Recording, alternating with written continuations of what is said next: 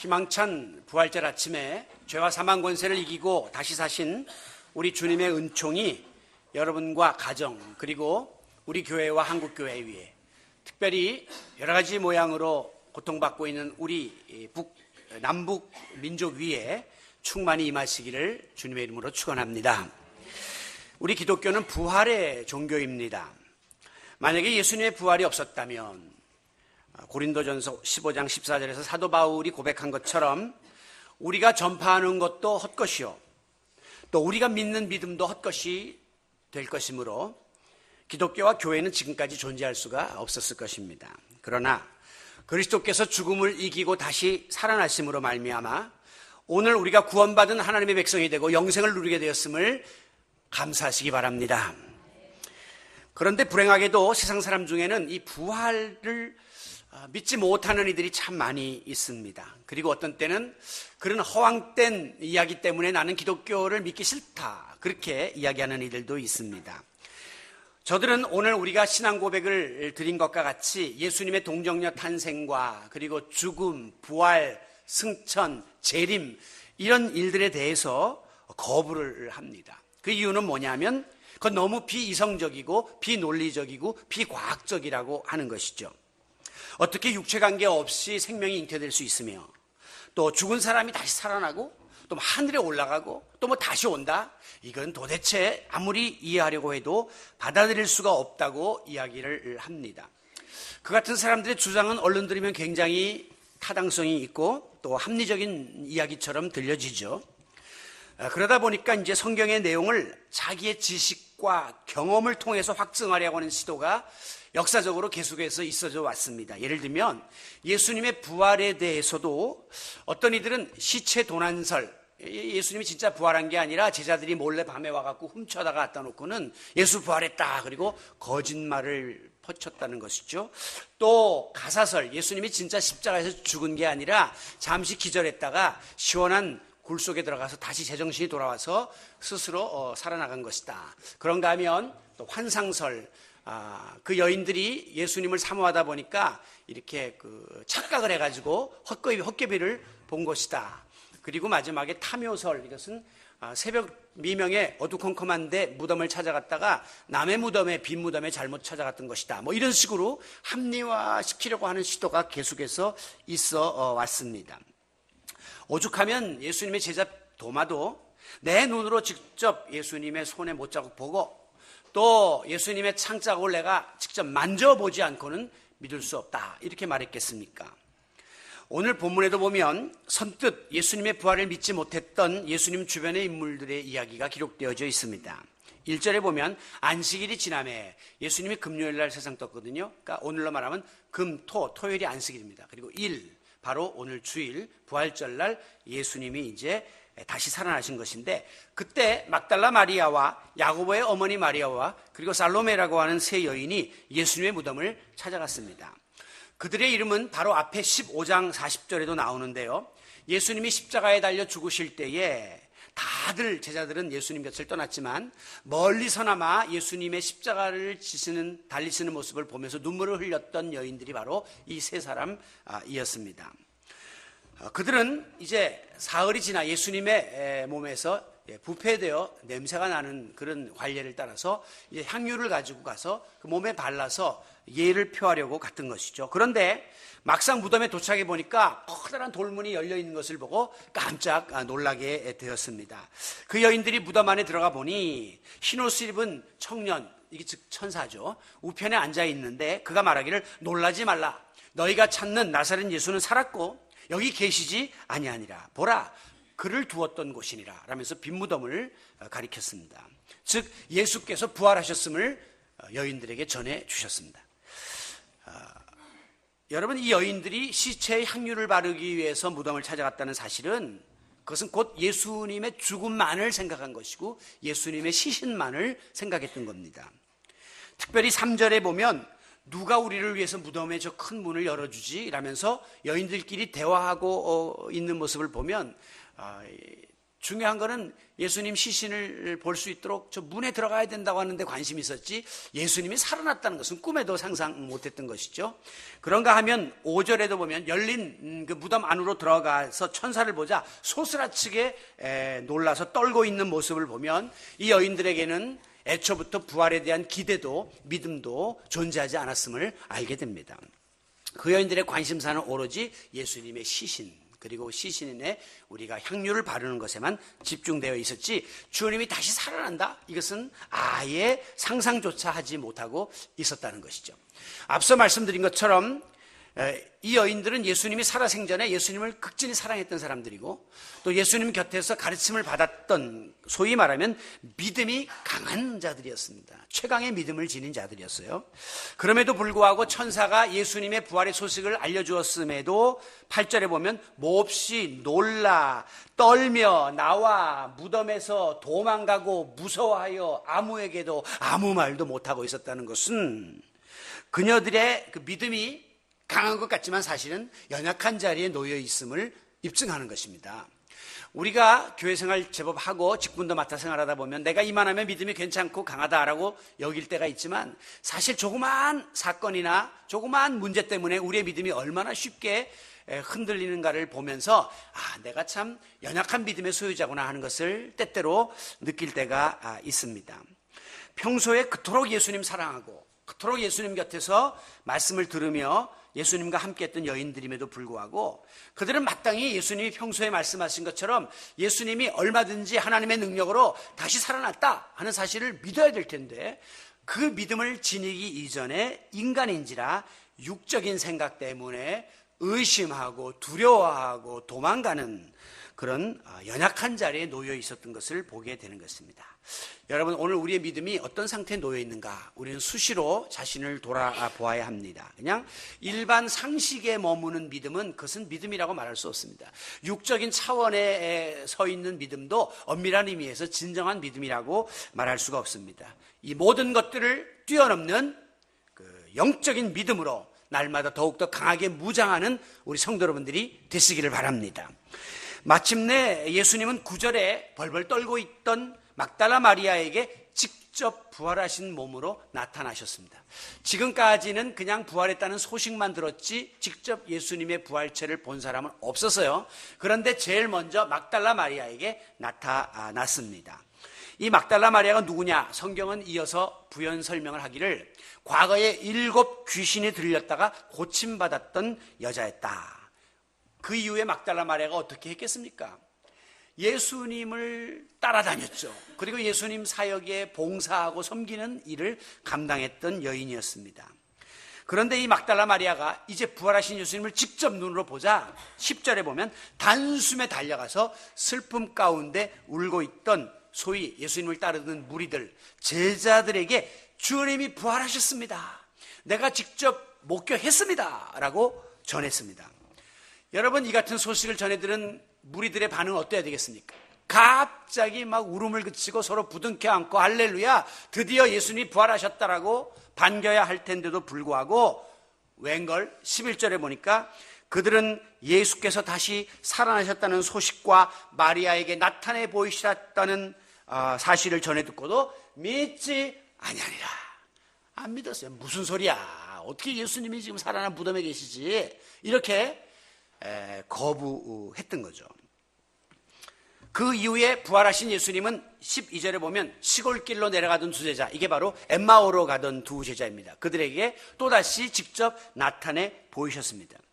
두 제자는 너무 놀란 나머지 그가 예수님이었음을 깨닫고 그리고 다른 제자들에게 달려가서 이 사실을 전합니다. 그런데 13절에 보면 웬걸 할렐루야라고 예수님의 부활을 찬양하기는커녕 역시 믿지 아니하니라. 또 안 믿어요. 아유, 예수님이 어떻게 살았다는 거야. 받아들이지를 않았다고 하는 거죠.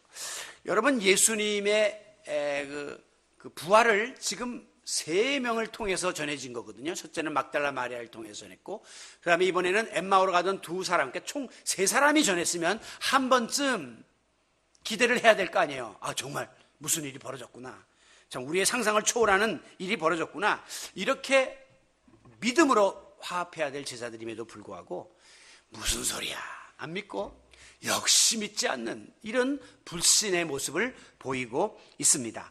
결국 예수님께서 14절에 친히 밥을 먹고 있는 11제자에게 나타나셨습니다. 아니 그때 지금 목구멍으로 밥이 넘어갑니까? 지금 예수님이 그 무덤에 계시는데, 근데 제자들은 그냥 또 밥을 먹고 있는 그 모습부터가 벌써 마음이 흐트러져 있었음을 보여주는 거죠. 예수님이 직접 나타나셔서 뭐라고 말씀했습니까? 그들의 믿음 없음과 마음이 완악함을 꾸짖었다.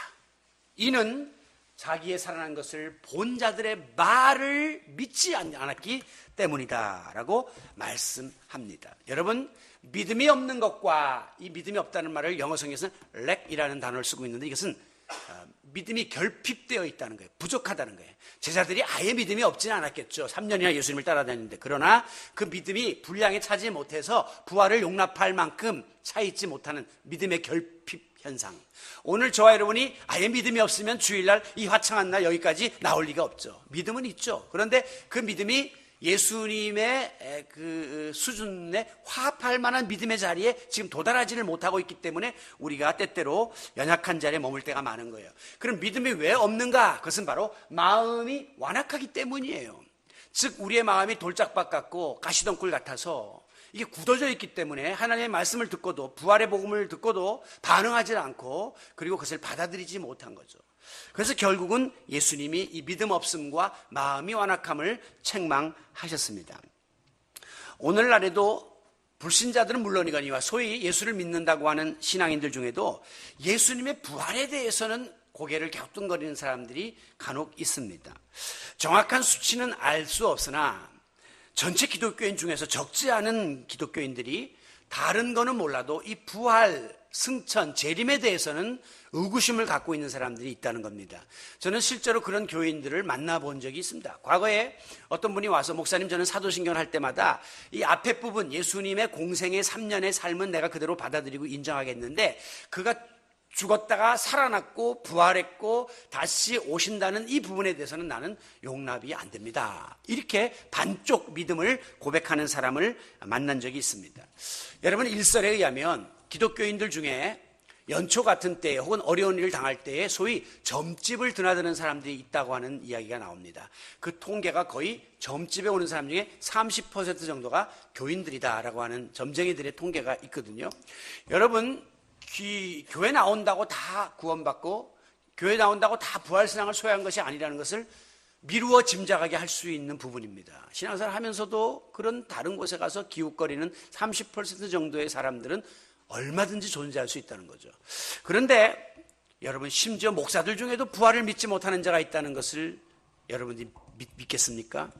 미국 교회 이야기입니다. 우리나라에서는 아직까지 정확한 통계가 안 나왔고 우리나라 목사님들은 목사 만족도 3위로 나올 만큼 자기 속내를 진실하게 드러내진 않기 때문에 모르겠으나 미국 목사들은 약 30에서 50%가 예수의 부활을 믿지 못한다. 그렇게 이야기하고 있습니다. 여러분, 목사님들 중에도 성령의 은사를 거부하는 분들이 있습니다. 그것은 초대교회 때 하나님이 필요해서 주셨던 각 일시적인 은사지 오늘 이 시대에는 신유가 왜 필요하냐, 병원 가면 되는데. 그러니까 방언이 이런 걸 인정하지 않는 그런 목사님들도 있어요. 또 어떤 교회는 또 우리가 열심히 막 주여 주여 그러고 손에서 기도하면 와서 조용히 기도하라고, 하나님이 귀 먹었냐고, 왜 그렇게 시끄럽게 다른 사람한테 방해하냐고 이러면서 기도를 말리거나, 또 아멘 하면 혼자 그렇게 하지 말라고 아멘도 못하게 하는 그런 교회도 있습니다. 참 그렇게 목회하는 분의 교회에도 교인들이 있다는 것은 또 그런 성향의 분들도 있다는 것을 이제 우리에게 보여주는 것 아니겠습니까? 여러분, 이런 목사님들은 부활을 어떻게 설교할까요? 이렇게 합니다. 혹시 여러분 중에도 예수님의 부활을 액면 그대로 믿는 분들은 안 계시겠죠? 부활은 역사적인 사건이라기보다는 상징적인 의미로 받아들여야 합니다. 천국과 지옥이 실제 존재하는 것은 아니듯이 상징성을 지니고 우리에게 주어진 하나의 예인 것처럼 부활도 불의에 의해서 희생된 예수 그리스도가 정의로 다시금 승리한다고 하는 사실을 교훈해주는 부활의 현대적 의미를 여러분들이 받아들여야 하는 것입니다. 뭐 이런 식으로 그럴듯하게 설교하지만 그들의 마음속에는 예수의 부활에 대한 확신과 믿음이 없는 거예요. 예수님은 요한복음 11장 25절에서 나는 부활이요 생명이니 나를 믿는 자는 죽어도 살겠고 부활의 확실성, 부활이 팩트, 사실임을 밝히고 있습니다. 그런가 하면 사도 바울은 고린도전서 15장 19절에서 만일 믿는 자에게 부활이 없다면 우리 믿는 사람이야말로 세상에서 모든 사람 중에 가장 불쌍한 자가 될 것이다 그랬습니다. 이 좋은 봄날 이 교회에 와서 예배드리는 자들이 얼마나 불쌍한 자입니까? 그리고 우리가 전파하는 것이 헛것이에요. 이런 이야기를 떠들어대고 있는 목사들은 가장 큰 사기꾼이 되고 말 것입니다. 그것은 그만큼 그렇지 않다는 거죠. 부활이 확실하게 있음을 밝히고 있는 것입니다. 여러분, 일반적으로 사람들이 이 부활을 믿지 못하는 이유가 무엇입니까? 부활은 신비스럽고 영적인 사건입니다. 그런데 이것을 자꾸 인간의 지성과 논리와 어떤 과학의 잣대로 부활을 증명하려고 하기 때문에 부활을 믿을 수가 없는 거예요. 이것은 비단 부활의 문제뿐만이 아니에요. 우리 신앙생활을 하는 데 있어서 구약시대부터 나오는 하나님의 천지창조부터 시작해서 모세의 홍해를 가름과 만나 메추라기가 하늘에서 떨어졌다는 이야기라든가 무슨 여리고성이 그냥 무너졌다든가 여러 가지 성경의 모든 이야기들이 인간의 어떤 지성 또 봐서 확인 경험 이런 것들을 통해서 증명하려고 하는 본능이 있기 때문에 이것을 잘 받아들이지를 못하는 겁니다. 여러분, 그런데 세상에는 인간이 그 지성과 이성과 경험을 뛰어넘는 초월적인 일들이 얼마든지 많다는 거예요. 그러니까 비이성적이고 비과학적인 것이 아니라 초이성적이고 초과학적인 일들이 얼마든지 있다고 하는 것입니다. 그래서 우리나라의 대표적인 지성이었던 이어령 박사 같은 분이 철저하게 무신론자였으나 자기 사랑하는 딸이 죽음 앞에 직면하게 되었을 때 그는 신을 찾기 시작했습니다. 그리고 나중에 그가 지성을 넘어 영성으로라고 하는 책을 남겼습니다. 인간의 지성의 세계를 뛰어넘는 영성의 세계가 있다는 것을 알아야 합니다. 지금 우리는 눈에 보이는 이것이 전부일 줄 알지만 그러나 만약에 여러분이 비행기를 타고 처음으로 해외를 나가보면 미국이라는 나라가 거기 존재하는 것을 또 보게 되는 것입니다. 미국 사는 그것이 전부인 줄 알았으나 아프리카를 가면 또 아프리카의 세계가 있는 것을 경험하는 것입니다. 여기 지구에 살 때는 이게 전부인 줄 알았지만 달나라 가보니 또 다른 세계가 펼쳐지고 화성에 또 다른 세계가 펼쳐져 있다는 것이죠. 마찬가지로 우리 인간이 아직까지 알지 못하는 검증되지 아니한 그런 모든 것들이 그것을 뛰어넘는 세상이 있다. 그런 세계가 있다. 그것이 바로 신앙의 세계고 그게 믿음의 세계라는 사실을 믿으시기 바랍니다. 그러므로 여러분이 이 이성에 자꾸 이 모든 신앙을 잣대로 들이대면 절대 믿음의 자리에 들어오기가 어려워요. 130여 년 전에 우리나라에 기독교가 처음 들어왔습니다. 그때 우리는 철저한 전통적 유교의 관습에 물들어져 있던 시대입니다. 그런데 사람이 죽으면 다시 그 몸이 새롭게 부활한다고 하는 교리를 접했을 때 엄청난 충격을 받고 그것을 배척하는 일이 벌어질 수밖에 없었던 거죠. 왜? 지금까지 알았던 그 지성의 세계가 무너지고 말았기 때문입니다. 여러분, 이 사도 바울이 사역하던 고린도 교회도 마찬가지였어요. 당시 고린도 교회 사람들은 헬라의 사상과 문화에 깊이 영향을 받고 있었습니다. 그들은 그러므로 영혼 불멸설을 믿었어요. 즉, 육체는 죽어도 영혼은 영원히 산다고 믿었습니다. 아울러 당시 헬라인들은 이 육신은 죄성을 지닌 육체이기 때문에 이것은 빨리 썩어서 흙으로 돌아가고 소멸되어야 된다고 생각했어요. 그러나 영혼은 보존을 받는다. 육체와 영혼을 분리해서 생각했죠. 그런데 우리 기독교의 부활의 복음은 육신이 다시 살아난다 하는 이 같은 사실을 전하게 될 때에 그 더러운 몸이 또 다시 살면 무슨 의미가 있느냐고 그들은 그것을 배척하고 그리고 멸시했습니다. 그래서 사도행전 17장에 보면 사도 바울이 철학의 도시 아테네에 가서 에피쿠로스 하파하고 그리고 이 스토아 철학자들과 함께 복음을 나누면서 죽은 자들의 부활에 대해서 이야기하자 그들이 대뜸 반감을 느끼면서 바울을 조롱하며 논쟁을 벌이는 장면이 나오고 있는 이유가 바로 그것입니다. 여러분, 최근에 컨택트라고 하는 그 외계의 세계와 이렇게 함께 접속하는 그런 SF 영화가 나온 적이 있는데 이거 원작이 바로 칼 세이건 박사입니다. 미국의 유명한 천문학자인데요. 저도 그 영화를 이제 보았습니다만은 그가 말년에 이제 골수암이 걸려서 투병생활을 하게 됩니다. 점점 병세가 위태로워지자 그의 가족들이 하나님을 믿도록 권면을 합니다. 근데 그가 뭐라고 이야기했냐면 증거가 없는 한 알 수가 없고 알 수 없는 한 믿을 수가 없다라면서 하나님을 거부했습니다. 그는 소위 말하는 불가지론자였습니다. 다시 말하면 이 인간은 궁극적으로 신의 존재의 유무를 알 수 없다는 거예요. 왜? 입증이 안 되기 때문에. 증거가 명확하지 않기 때문에 알 수 없다고 하는 철저한 과학적 정신을 가지고 있었던 것이죠. 결국 그는 사망합니다. 그가 죽은 다음에 그의 아내가 이런 말을 했어요. 내 남편은 하나님을 믿고자 한 것이 아니라 하나님을 알고자 한 것이다. 믿음과 알은 하늘과 땅 차이인 것을 보여주고 있는 것이죠. 여러분, 세상에는 유한한 인간의 지식과 경험과 생각으로 입증할 수 없는 일이 부지기수로 많습니다. 간혹 가다가 의사가 사형 선고를 내린 환자가 모든 기능들이 회복되는 일들이 신의 역사를 통해 벌어집니다. 그때 의사들은 뭐라고 말합니까? 믿을 수가 없습니다. 그냥 신이 도와주신 거네요. 그렇게 말하고 맙니다. 과학이 증명할 수 없는 일들이 얼마든지 의학이 증명할 수 없는 일들이 존재한다고 하는 것이죠. 여러분, 우리 인간의 생각은 유한합니다. 그릇이 요만해요. 아무리 머리가 좋은 사람도 IQ 150 요만해요. 그런데 그릇으로 비유한다면 그 속에다가 이 무한한 하나님을 갖다가 내포한다는 것은 불가해요. 유한은 무한을 내포할 수 없다는 말이 있습니다. 이 유한한 나의 지식과 경험과 나의 논리로 이 무한하신 하나님을 끌어들이고 그 안에서 다 이해가 되고 이것이 증명되어야 된다고 하는 것은 지나친 과학신봉자이지 그것은 바른 생각이 아닌 것입니다. 여러분, 오늘 중요한 것은 예수님의 부활에 대해서도 마찬가지예요. 한 번도 그 예수님의 부활에 대해서 지금까지 들어보지 못한 사람은 이제 거의 없어요. 다 알아요. 그런데 중요한 것은 귀로 듣고 머리로 아는 데만 그치는 것이 아니라 이제 그것이 내 마음속에 받아들여지고 믿어지는 자리에 나가야 한다는 것입니다. 아느냐 믿어지느냐 이 두 사이에서 결과는 180도 다른 갈림길로 들어서게 되는 거예요. 아는 데 그친 사람은 멸망이요. 믿음에까지 간 사람이 구원이에요. 아는 데 그친 사람은 영생을 얻지 못하지만 믿는 데까지 간 사람은 영생을 얻게 되는 거예요. 결과는 180도 달라지게 되는 겁니다. 최근 오늘 우리 현대인들의 공통 관심사는 건강입니다. 나이가 들수록 모이면 건강에 대해서 우리가 웰빙에 대해서 많은 관심들을 이제 갖게 되는데 지금 같은 이 정보화 시대에 건강해지는 방법에 대해서 몰라갖고 건강을 해치는 사람은 없습니다. 지금은 너무 많이 알아서 탈이죠. 종편 방송을 보면 희한한 거 별의별 게 다 나와가지고 우리의 마음을 흔들고 있는데요. 중요한 것은 이제 머리로 건강의 비법을 잘 알고 있으면서도 그걸 제대로 지키느냐 안 지키느냐에 따라서 그 사람의 건강 상태가 달라지는 것입니다.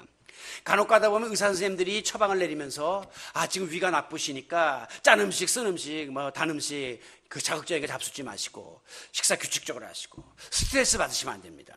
그 다음에 이제 운동을 규칙적으로 하십시오. 항상 그거예요. 모든 질병의 기본의 처방은.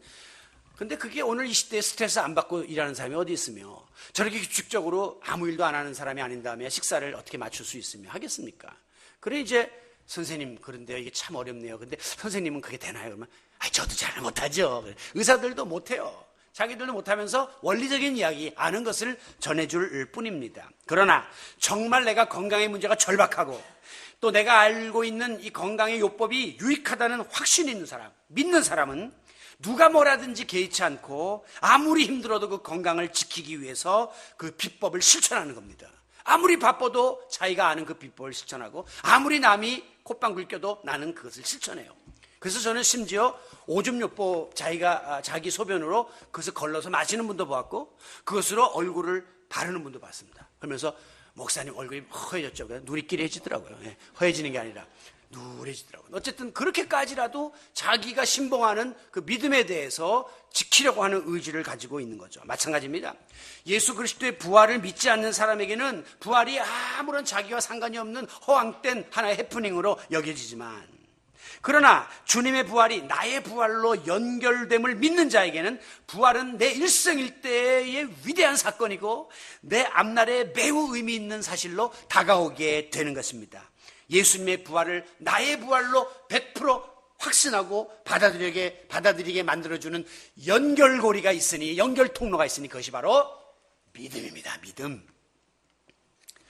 그런데 이 믿음이라는 게 그냥 가만히 앉아 있는다고 하늘에서 떨어지는 게 아니에요. 오늘 세례받는 분들도 계시지만 제일 힘든 게 뭐냐면 예수님 나의 구주로 영접하는 그 과정이 굉장히 어려워요.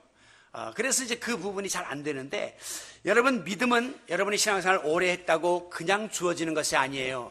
교회 문을 10년, 20년 드나들었다고 그냥 내게 축적되는 것이 아닙니다. 한 인간의 생각을 뛰어넘는 하나님의 뜻이 깨달아지고 용납되는 그 믿음, 그것은 성경에 보면 전적으로 하나님께서 우리 인간에게 주시는 영적인 선물, the gifts, 우리가 은사라고 하죠. 어떻게 알 수 있느냐? 고린도전서 12장에 보면 여러 가지 은사가 쭉 나오는데, 그 중에 어떤 얘기는 성령으로 말미암아 지혜의 은사를, 또 지식의 은사를, 그리고 어떤 얘기는 성령으로 말미암아 믿음의 은사가 나와요. 세 번째 나오는 게 믿음의 은사입니다. 여러분, 처음에 예수님을 구주로 영접할 때 여러분의 생각과 판단에 의해서 예수님을 구주로 영접한 사람은 거의 드뭅니다. 대부분 성령께서 내 마음에 감동을 주셔서 내 이성으로 지성으로는 도저히 용납할 수 없는데 내 마음에 믿을 수 있도록 길을 열어주시고, 어떤 사건을 통해서, 어떤 계기를 통해서 나를 인도해 주셔서 내가 예수님을 영접하게 되었거든요. 마찬가지로 오늘 우리의 이성과 판단을 뛰어넘는 성령의 도우심이 계속해서 역사하실 때 우리에게 믿음도 주어지고 그 믿음이 확증되고 그 믿음이 깊어진다는 사실을 믿으시기 바랍니다. 그러므로 어떤 사람은 나는 아무리 오래 다녀도 도대체 믿어지질 않는다고, 그렇게 부활에 대해서까지 확신을 가지지 못하고 있는 분이 계시다면, 이 시간에 하나님께 아버지, 나에게 확고한 믿음을 주세요, 부활 소망이 믿어질 수 있도록 좀 도와주세요라고 하나님의 도우심을 구하십시오. 하나님께서 여러분의 마음속에 믿음을 선물로 안겨주시고 성령의 은사를, 믿음의 은사를 허락해 주실 줄로 믿습니다. 그래야 할 때 내 마음속에 부활의 역사가 아멘으로 받아들여지고, 그리고 부활의 능력을 믿는 자들에게 주어지는 권세가 우리 가운데 임하게 되는 것입니다. 고린도전서 12장 20절에 보면 예수께서 죽은 자 가운데 다시 살아나 잠자는 자들의 첫 열매가 되셨다라고 선포합니다. 죽은 것을 자는 것과 같다 그랬어요. 자는 사람은 언젠가 또 깨어나게 되어 있는데 바로 그리스도인의 죽음이 그러한 것이다라고 선포하고 있습니다. 이것은 장차 우리 주님이 다시 오시는 재림의 날, 부활의 첫 열매이셨던 예수님처럼 잠자는 것과 같은 우리들도 다시금 부활할 것을 확증해주고 있는 말씀입니다. 영국의 선교사 리빙스턴이 아프리카에 가서 사역을 합니다. 그의 모든 공로가 인정되어 유명한 글래스고 대학에서 그에게 명예법학 박사학위를 수여하기를 하고 그를 졸업식에 초청했습니다. 일시 귀국한 이 리빙스턴은 당시에 그 원시림에서 열병을 앓아가지고 20번, 20번이나 쓰러지는 그런 상황에 놓여 있어서 매우 수척한 모습으로 강단에 등단하게 됩니다. 그런데 그가 답사를 하는 과정 속에 저는 다시 아프리카로 돌아갈 것입니다 라고 하는 이야기를 하는 거예요. 그 자리에 모였던 모든 청중들은 깜짝 놀랐습니다. 아니, 저 사람이 지금 저런 몸을 가지고 죽음이 기다리고 있는 아프리카로 어떻게 또 간단 말인가? 라고 의구심을 가졌습니다. 바로 그때 리빙스턴은 연설의 끝마무리에 이런 말을 했습니다. 여러분, 그러나 너무 저를 위해서 염려하지 마십시오. 나는 결코 혼자가 아닙니다. 부활하신 예수님이 세상 끝날까지 너희와 항상 함께 계시리라고 하신 약속을 나는 믿기 때문에 살아계신 주님이 나의 길동무가 되어서 원시림 가운데에서도 함께 걸어가 주실 것이기 때문입니다. 리빙스턴은 철저한 부활신앙을 가지고 있었기 때문에 죽음을 두려워하지 않았고 밀림의 질병을 두려워하지 않고 끝까지 사명을 감당할 수 있었던 것이죠. 여러분, 오늘 우리가 살고 있는 이 육신을 입고 살아가는 세상은 끊임없는 걱정, 근심, 염려, 불안, 초조, 문제투성입니다. 하나의 산을 넘으면 또다시 어려움이 엄습해오고 하나의 문제가 해결되면 또 다른 문제가 우리를 어지럽히는 시대 속에 살고 있습니다. 그러나 우리에게 부활에 관한 믿음이 확고하기만 하다면 이 같은 모든 문제가 되지 않음을 믿으시기 바랍니다. 왜? 세상의 문제들은 대부분 의식주와 관계된 육신의 문제예요. 그런데 우리가 지닌 부활신앙은 바로 육신의 차원을 뛰어넘는 영적인 세계, 그리고 우리를 생명의 길, 영생의 길로 인도하는 지름길이 되기 때문에 우리는 결코 세상에서의 문제를 문제로 여기지 않을 수 있는 힘이 주어지는 것입니다. 리빙스턴의 건강의 문제, 죽음의 문제가 되지 않는 힘이 어디서부터 왔습니까? 바로 부활의 믿음에서부터 주어진 것이에요. 예수 믿는다고 그러면 육체적인 문제가 아예 없어지느냐? 아니요. 문제는 늘 있어요. 그러나 그 문제가 작게 여겨져요. 그리고 문제를 이길 수 있는 힘이 내게 공급되는 것입니다. 이것이 바로 부활 신앙의 권세입니다. 오늘의 말씀을 마무리합니다. 오늘 우리가 살고 있는 이 시대에 정말 필요한 것이 있다면 그것은 바로 점점 약화되어지고 퇴색되어지는 부활 신앙의 부활입니다. 십수년 전만 해도 우리 그리스도인들이 부활절 아침이 되면 시청학 광장에서, 여의도 광장에서 수십만 명이 모여서 하나님을 찬양하고 영광을 돌렸었습니다.